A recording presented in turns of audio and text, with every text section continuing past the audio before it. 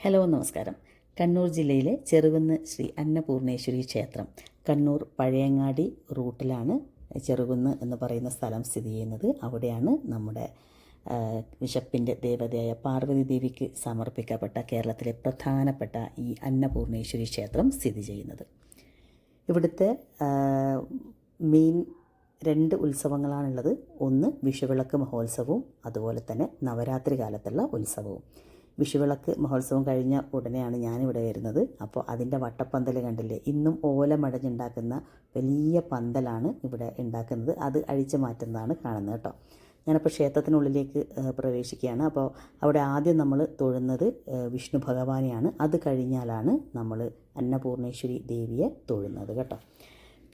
ഒരു കയ്യിൽ കിണ്ണവും മറുകൈയിൽ തവിയുമായി നിൽക്കുന്ന ഒരു പ്രതിഷ്ഠയാണ് ദേവിക്ക് ഉള്ളത്.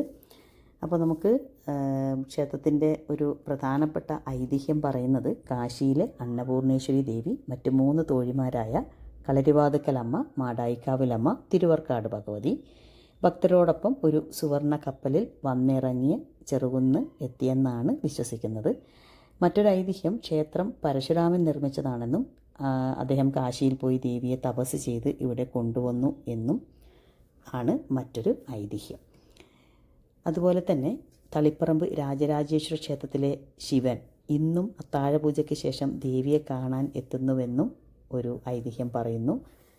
അതായത് ബ്രഹ്മഹത്യ പാപത്തിൽ നിന്നും മോചനം നേടാൻ ഭിക്ഷാടനത്തിനിറങ്ങിയ പരമശിവൻ ദേവി ഭിക്ഷ നൽകി വിശപ്പടക്കിയെന്നാണ് അതിൻ്റെ പിന്നിലെ ആ ഒരു ഐതിഹ്യം പറയുന്നത് കേട്ടോ. ഇവിടുത്തെ ചരിത്രം പറയുകയാണെങ്കിൽ 1500 വർഷം പഴക്കമുള്ള ഈ ക്ഷേത്രം മുൻപ് ഒരു വിഷ്ണു ക്ഷേത്രമായിരുന്നു. നമ്മൾ വിഷ്ണുവിനെയാണ് ആദ്യം തൊഴുന്നത് കേട്ടോ. ഇവിടെ വന്ന ക്ഷേത്രത്തിൽ പ്രവേശിച്ച ഉടനെ തന്നെ. പിന്നീട് ചിറക്കൽ കോവിലകത്തെ ആദിത്യവർമ്മ രാജാവാണ് ദേവിയുടെ വിഗ്രഹം പ്രതിഷ്ഠിച്ച് ക്ഷേത്രം പുനർനിർമ്മിച്ചത്.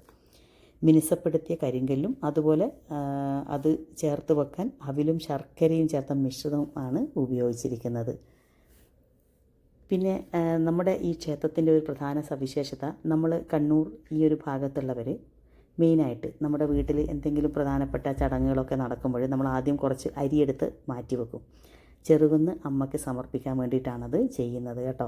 അത് മാത്രമല്ല, കർഷകരാണെങ്കിൽ അവർ എന്താണോ വിളയിച്ചെടുക്കുന്നത് അതൊക്കെ ക്ഷേത്രത്തിൽ സമർപ്പിക്കാറുണ്ട്. എന്നും അന്നദാനമുള്ള ഒരു ക്ഷേത്രം കൂടിയാണ് കേട്ടോ.